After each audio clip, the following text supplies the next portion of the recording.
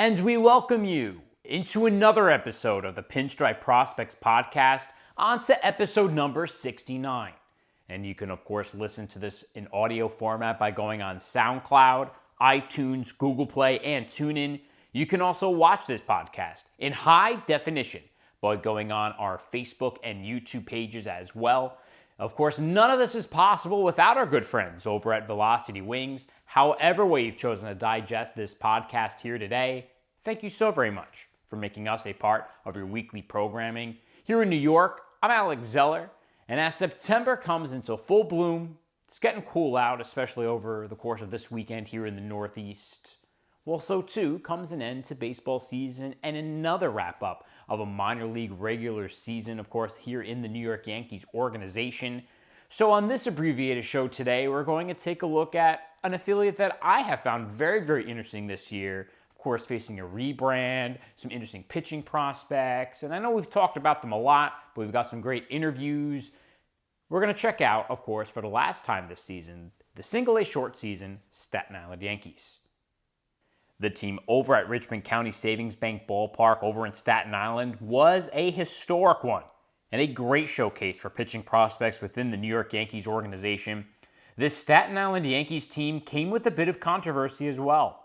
With the best pitching staff in the New York Penn League, not one of the Staten Island Yankees players got the nod in the first selections for the All-Star game, something our very own Rob Pimpsner and I discussed at length in episodes past. Be sure to check those out, of course, on our SoundCloud page, or just keep scrolling down Facebook until you find it. It's definitely a must listen. We even saw this team rebrand for the first time in years, donning the ever-controversial moniker of the Staten Island Pizza Rats, which I still love, and showed great success monetarily for the minor league team as well. The SI Yanks overall this season went 37-36. Hitting was definitely the weak point for the team overall, a team built for pitching. The single-A short season affiliate batted a collective .213 with 37 home runs and 225 runs batted in. Pitching, though, forget about it. The Staten Island Yankees, as a team, had a 2.60 ERA to end 2018 with 22 earned saves and a 1.16 whip to boot. Now, last week on the Pinstripe Prospects podcast, our very own Ricky Keeler was really hard at work getting us some pretty awesome interviews from some of the Staten Island Yankees players on their feelings. Well, don't worry, he's been hard at work once again for us, giving us tremendous insight into the single-A short season affiliate, of course, with more player interviews and some coaches that we're going to be getting to in a minute. But first, let's check out right-handed pitcher Tanner Myatt. The New York Yankees acquired Myatt in the 11th round of this year's MLB draft out of Florence Darlington Tech over in South Carolina, where he was a second-year player. Myatt is a big kid at 6'7" and 205 pounds. With that size comes the power, where Myatt was able to get a fastball up to 99 miles per hour at times. Usually he'll sit between the 94 to 96 range normally, though. This season, Myatt played in both the Rookie League with the GCL, in addition to the single-A short season Staten Island Yankees. Overall, he was 0-1 with a 5.40 ERA in 18 innings pitched, the majority of that in rookie ball. Our very own Ricky Keeler caught up with the righty to see about his experience so far this season. Ricky, take it away. I want to talk about first-year draft experience. Where were you when you found out that you got the call that you were going to be picked by the Yankees, and what was that moment like for you? I was actually at home, and me and my girlfriend were hanging out with the family, and I got a call after I had gotten drafted, and it was just a surreal moment. You know, it's everything I've ever dreamed of. Who are some of your favorite pitchers to watch and follow as you were developing as a pitcher? There's many great ones out there. I like Max Scherzer, and I've always been a fan of Max Scherzer. I've also watched a lot of Noah Syndergaard and Justin Verlander. They're bigger guys, and I feel like I kind of pitch like them somehow with the bigger frame. Is there a particular trait that you liked out of those three pitchers that you try to take with you to the mound? Yeah, I mean, they're just, all three of them are just bulldogs when they get on the rubber. I mean, they're coming at you with their best stuff that they have, and they're hunting outs. You made your debut on Staten Island a few days ago. What was that experience like for you, and what did you take away from that game? Yeah, it was definitely another surreal experience. It was kind of shaky earlier in the game, and I know that I got to work on getting ahead in counts, and that was definitely going to help me in the long run. What's been the toughest adjustment to professional baseball for you? Toughest adjustment was probably, not really having a schedule outside of baseball. Coming into a schedule is definitely a big change, and a daily routine. It's also, it's good for me, but it wasn't something I was used to. You played your before being drafted at Florence Darlington Tech. Can you tell me something unique about playing home games there? Say that one more time. Can you tell me something unique about playing your home games at Florence Darlington, the fan atmosphere, something like that? Yeah, it was more like a player atmosphere. These guys were amazing. We didn't have the best facilities and stuff, but just the friendships and stuff we had there was amazing. What's one thing that you're looking to work on as you head into the off season? Definitely want to get stronger. And everything else will fall into play, I think. How did you describe your pitch arsenal on the mound? Obviously getting ahead counts with fastballs. I'm a power pitcher, I feel like, so fastballs is definitely something I want to get ahead in, and then leave the batter guessing with off speed. All right, thanks, Ricky. We'll take a look at another righty and check out right-handed pitcher Daniel Bies. The New York Yankees also acquired Bies this year in the MLB draft as well, drafting the righty in the 7th round out of Gonzaga University, where he was a redshirt junior. Another big pitcher sizing up to 6 feet 8 inches tall and 245 pounds, Bies got some work done this year in the New York Yankees system, playing in the rookie leagues for both the GCL and the Pulaski Yankees, before finishing up in single-A short season with the Staten Island Yankees. Overall, the righty went 3-4 on the season with a 3.54 ERA and 56 innings pitched. Our very own Ricky Keeler was able to catch up with Bies on how he felt his season went. Ricky? I want to ask you first about your draft experience taken in the 7th round this past June. Where were you when you got the call, and what was that moment like for you? I was at home with my parents and one of my buddies from high school, and it was just a great experience. The New York Yankees, everything's bigger and better with the Yankees, so it was fun. Were they your favorite team as you were watching baseball? No, I'm from Seattle, so I've always been a Mariners guy. Okay.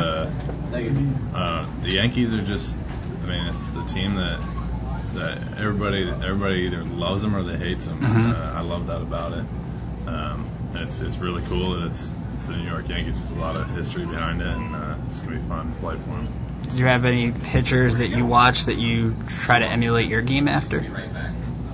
I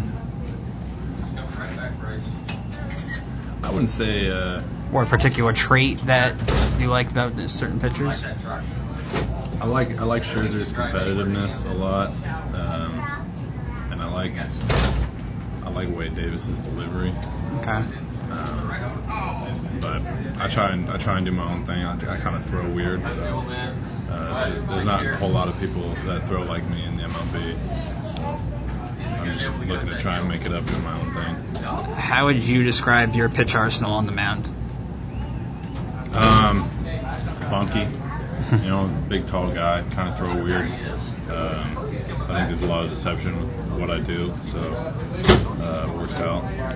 You got a chance to pitch at Gonzaga, which a lot of people know as a basketball school. What is it like to play baseball there, and do you have a lot of interaction with the basketball players?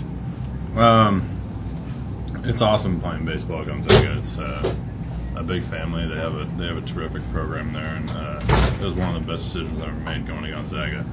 And we see the basketball players around a little bit, and they're good dudes. But mainly we're working, doing our own thing. So you made your Staten Island debut a few days ago. What was that moment like, and what did you take away from that outing? It was fun.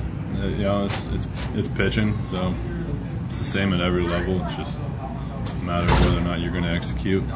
And I enjoyed it. It was fun. It was a good atmosphere. It was fun pitching in the stadium, and I liked it. Is there any difference from your time in Pulaski? No, not really. The hitters here were a little bit more patient. The hitters, I feel like when you're at the lower levels, they're a lot more aggressive.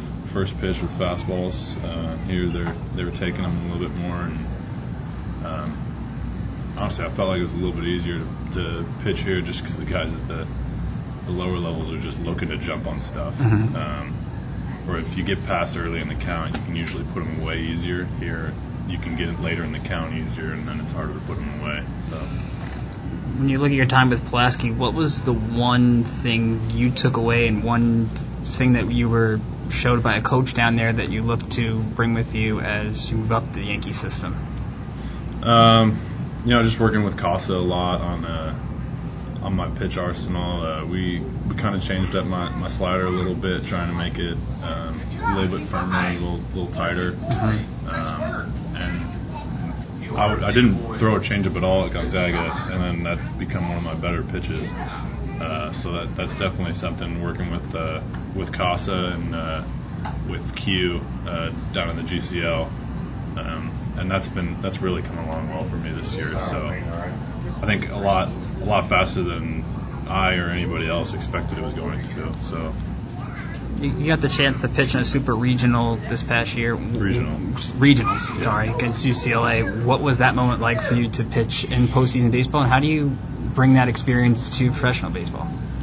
That was awesome. I mean, pitching in a regional for Gonzaga. That was when I went back from my senior year. That was my goal. I wanted to go to a regional with Gonzaga again. I felt like we got kind of snubbed my junior year, and I wanted to go to a regional, and I wanted to pitch for Gonzaga in a regional, and it was great. It was a great experience. We played really well. Had a really tough finish to that game, but I mean, just the elevated intensity of the regional was awesome, and I mean, it meant so much for me to be pitching in that game that I feel like that prepared me for a lot of baseball situations I'm going to be facing in the future. Now, in your time at Pulaski, were you ever had Jackson Thorson as a catcher? Yeah, I threw Jackson when I started against Bristol. He's a good guy to throw to. So my question for you would then be, facing him in college, A, can you give me a scouting report on him? B, how different is it to now go from facing a guy to now working with him and trying to obviously get the best result for the team? Yeah, we talked a little bit of smack early on with the Yankees, because I think I owned them a little bit in college, and then my start against their team, I think he was either 0 for 2 or 0 for 3 off of me. I had a really good game against them, and then they ended up coming back after I came out of the game, and so he gives me crap because they won, and I give him crap because he didn't get any hits off of me. So it's fun, St. Mary's and Gonzaga was a pretty fun rivalry for us, and it's fun working together now. He's a great catcher, so it's been a good time for sure. All right, thanks, Ricky. We'll finish up the show by getting insight from the coaching staff of the Staten Island Yankees. With that historic pitching staff, we'd be remiss to not hear from the Staten Island Yankees pitching coach, Travis Phelps, who sat down with our very own Ricky Keeler once again to discuss the affiliate and how this year overall went. Ricky, Coach, take it away. I wanted to talk to you first a little bit about Marinaccio. What has stood out to you in the short time that he's been here? He's aggressive. Mm-hmm. He'll challenge hitters. Even if he doesn't have his best stuff, he's not afraid to attack the strike zone and go after these guys. When you look at his game, he talked about how he's been looking to evolve his changeup since starting in Pulaski. How do you feel that pitch has gone now that he's here? It's better. He hasn't thrown it much. He hasn't really been in the situations to throw it much. A lot of the contact's been early in the counts. Mm-hmm. But he's thrown it a few times, and sometimes he gets a little quick with the body and the arm drags a little bit. But when he stays on it and stays back, it's really good. When you look at his game, Lino told me that he's a guy that stays even keel in every situation, regardless of how the outcome is good or bad. How critical is that for a pitcher to keep the same mentality, either when he's throwing great, like he did in his opener, or when he had a game like a couple nights ago? Yeah, it's important, but he steps his game up. When he gets in those pressure situations, he has the ability to step his game up to a different level and really bear down and make pitches when the pressure's on. Like I said, and he's not afraid to challenge guys, whether he's up or down. Back in media day, you told me you had high expectations for this pitching staff. Have they lived up to those expectations? Well, up until the last week or so, we've had one of number 3 best ERA in New York Penn League history. So yeah, I would have to say we have. We've had a lot of rollover, we've lost a lot of pitchers, and we've continued to maintain our ability to shut teams down. And it's getting late, guys are getting a little tired, and we got a lot of new guys coming up that we need to see what they can do. I think our guys have been a tremendous challenge. As you lose a lot of these pitchers, integrating guys that are just finishing their years in GCL and Pulaski, what's the challenge of integrating those pitchers into different roles here while you guys are finishing up the season and the push for a playoff spot? You can't really.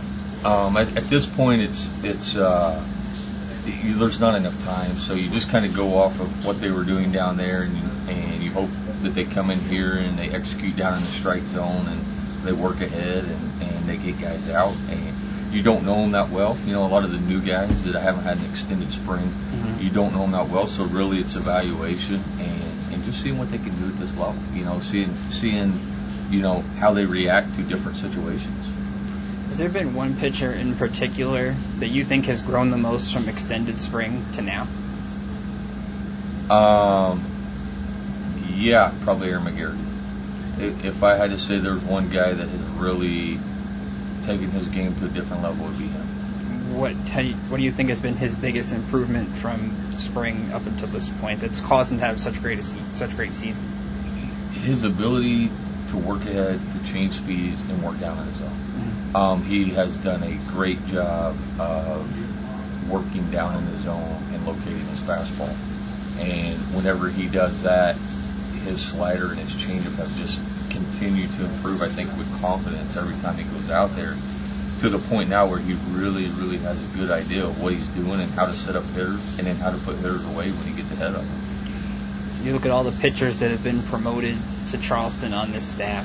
As the pitching coach that has seen these pitchers grow up, what kind of pride do you take in that all these, that basically most of the staff that was here opening day is now up a level or two? I take tremendous pride in it, and it goes all the way back to last year when Lois Eagle was here, and he's pitching in the big leagues now. And gosh, guys I've had over the last 2 years, they're in AA and AAA, and they're knocking on the door of the big leagues, and you spend so much time with them, you just love seeing them grow and having the success and being a part of. You're not the reason, but you're a part of that growth, and it's a very rewarding feeling. What kind of message do you think that sends to the pitchers here that you pitch well here, you can get to Tampa, Trenton right away? I tell them all the time, we got guys in AAA right now that were here last year, and the year before, and they don't realize how fast they can move through the system whenever they're having success. They're not afraid to move guys, and so I send them that message all the time. They're like, listen, this guy was here last year. If you do what you're supposed to do and you develop and you grow, you can be there next year. You could be that guy. And I use those examples all the time. You've seen 2 pitchers on your staff get traded this year in Rijo and DePaula. What are those organizations getting in those 2 pitchers? They're getting first and foremost some tremendous people. I think the world of both of them. You could not ask for a better person. You couldn't ask for a better teammate, and you couldn't ask for a better competitor than either one of those guys. And these organizations, they're very lucky to have these 2 guys that make up the character, the stuff, and the competitors that they are.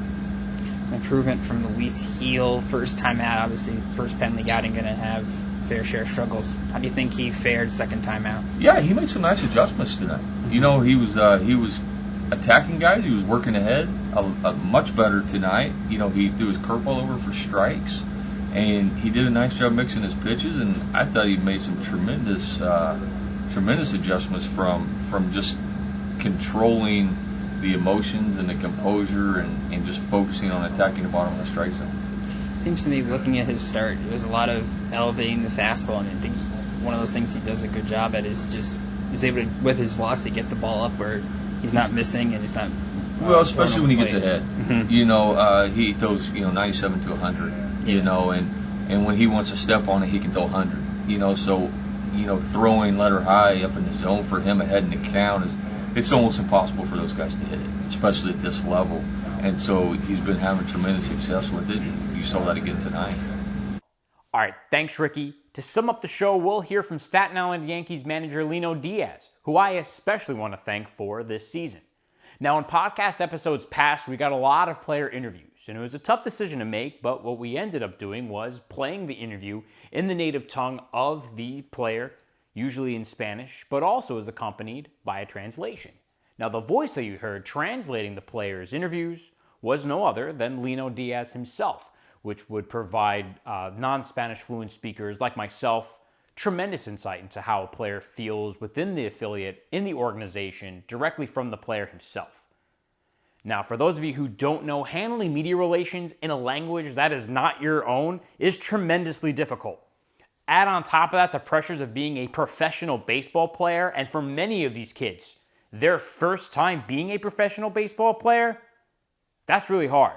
So I just want to thank the coach once again for translating all those different interviews from us. And without any further ado, our very own Ricky Keeler is able to sit down with Staten Island Yankees manager Lino Diaz to get his insight on the affiliate and how everything went on this year.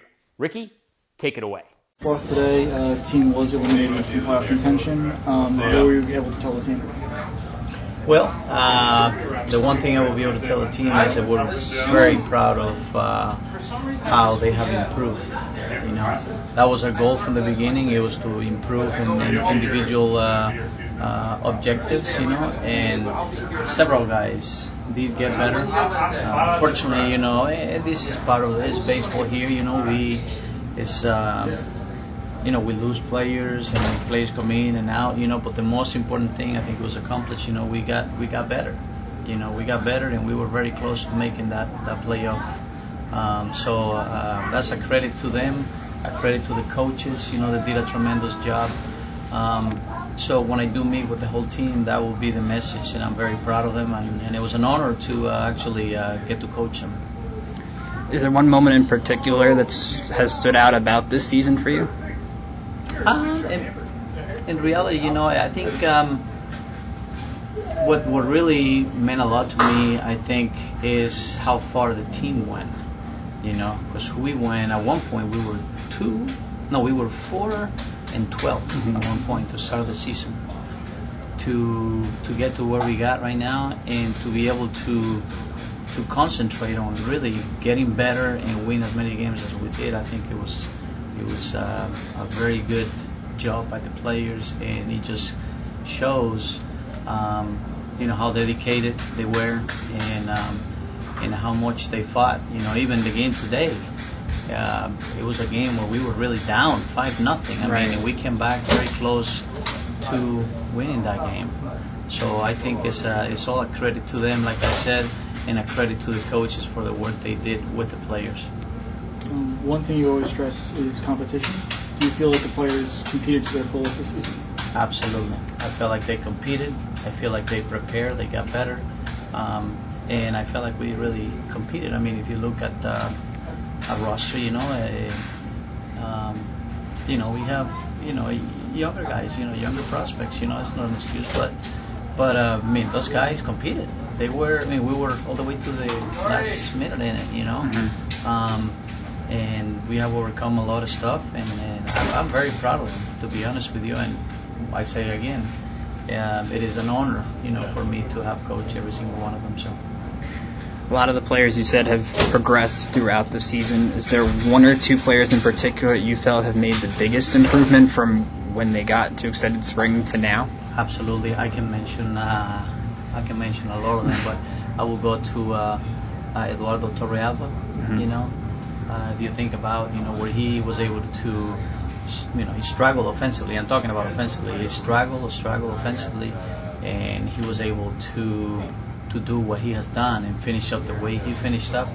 It's a tremendous job and a tremendous indication of what he can do and the type of player he is.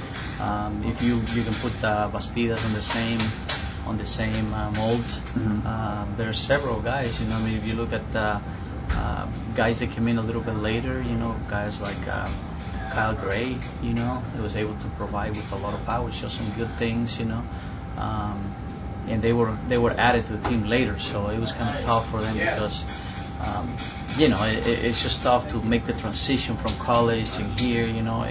It's a little bit tough, and the timing of it, but they did really good. So I feel really good about them. The pitching, was very consistent, obviously, but there were some guys that made strides too. The McGarry's, pitched very, very well here. So very, very excited. All the guys that we got promoted, pitching wise, I mean, those are quality guys, quality arms, and they did a really good job while they were here. So I got nothing but good things to say about our players. It was, and I know I'm missing some players here right off the top of my head, right. But they deserve the credit for what they did, and I am very, very happy and very proud of them. So there were a lot of players, as you're mentioning, that came here late or were promoted and leaving the team or were traded from the team. How is that as a struggle for you as their coach, who's their manager? Well, it's really not a struggle. It's just more of an awareness. You have to understand, that they have progressions. Like in the case for Josh Bro, tremendous hitter, very good hitter, but there was a progression for him. You couldn't, do per se catch him 2 or 3 days in a row or things like that because there was a progression for it. Some pitchers, they had a lot of. Some pitchers, they had a lot of innings, okay, and so you couldn't per se pitch him more than so many innings or so many pitches, right. So that's one of the challenges that you have to deal with. But at the end of the day, the most important thing is whether you were able to get them to get better, to learn something. And I think that was accomplished, even in the case with Josh, I think he learned a lot of things here about professional baseball, and catching. I got nothing but great things to say about these guys. They really put a really good effort on the field, and I'm very happy and proud that they got better. How do you feel you've grown as a manager through this process? I think I learned a lot. I learned a lot, and that's one of the things that at the end of the year or end of every season, at least I do.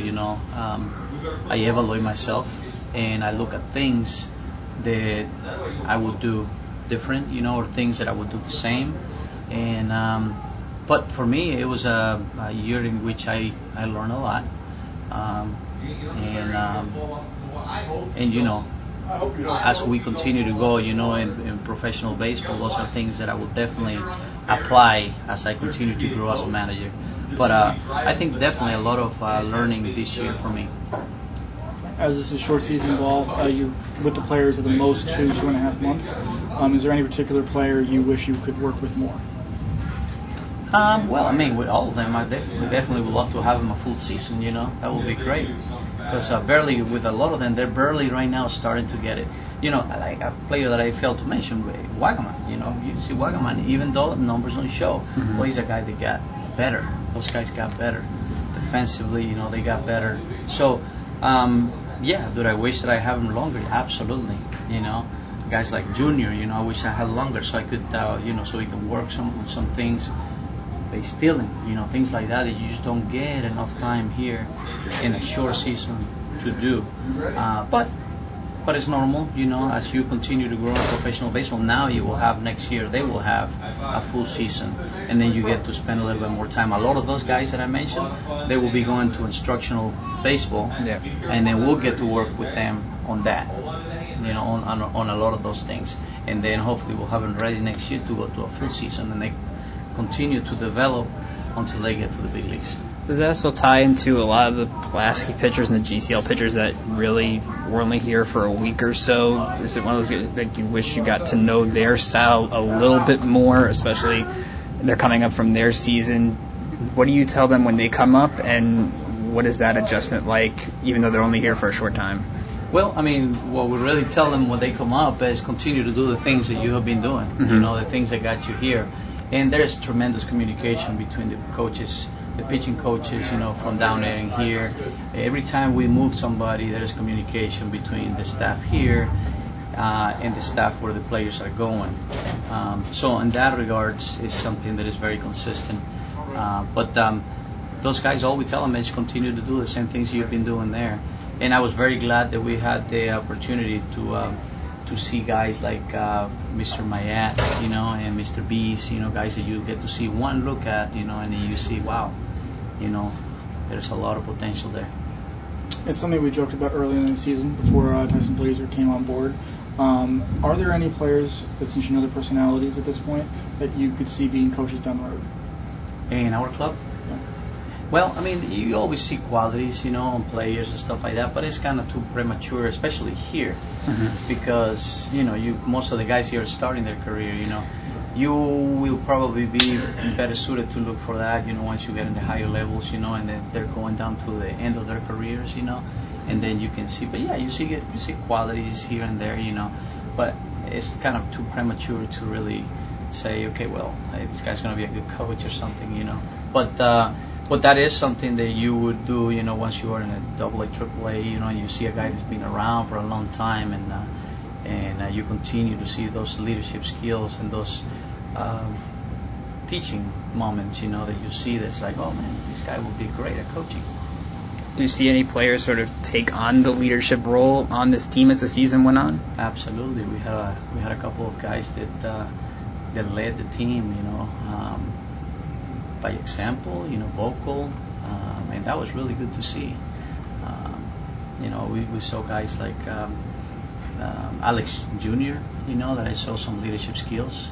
I saw guys like Kyle Gray, which a lot of players follow,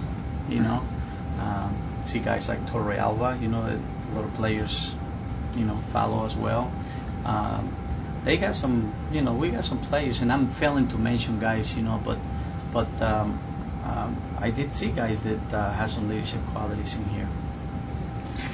So now with the season winding down, what does your off-season look like? How quickly do you unwind before getting back into the swing of things in baseball again? Well, I have to go to the instructional league program, so that starts September 17th. So I'll have a couple of weeks off, and then we'll get right back at it with all the the selected players that go to that program. Do they, in the instructional league, do they put you with players that you have coached before? How, if anything, can you tell us a little bit about how that process works coaching down there? Well, it's usually the one thing I can tell you is I work with infielders mostly, so I will be doing work with infielders, for sure. And then it depends. Sometimes they have you manage the team. Sometimes they have you coach, first, third, which I've done both. So it will be something along those lines. But the one thing that you can know for sure is that I'll be working with infielders. Is there anybody on this current roster that you know is going to be down there? Yes, we have several guys from this team. We have Torre Alba, we have Bastidas, we have Wagman that are going. We have a lot of pitchers, that will be going. So there's a good group of probably Kanan Smith is going. We have a good group of probably 8 to 10 guys. I don't have them all in front of me here, but that's the number. I mean, we got that many. I mean, literally, we have a pretty young group of talented players here. So will they continue to develop as we go? All right, thanks, Ricky, for all your hard work, not only over the course of this past week and the week before, but for the season. Really great stuff coming out of the Single-A short season Staten Island Yankees. But before I let everybody go, I'd like to remind you that Pinstriped Prospects still needs your help. In an effort to keep our site running without a paywall, we are currently seeking donations. If you feel so inclined, every little bit does help. Of course, you can find out more at pinstripeprospects.com. And that will do it for this week's episode of the Pinstripe Prospects Podcast, episode number 69, presented, of course, by our good friends over at Velocity Wings. For Ricky Keeler, I'm Alex Zeller, thanking you once again for tuning in your preferred way to digest podcasts. Of course, here each and every week, if we're checking out all the content that we've been putting out all season long over at pinstripeprospects.com. Much love from all of us here over at Pinstripe Prospects, and we will see you guys next week for another episode of the Pinstripe Prospects Podcast. See you then.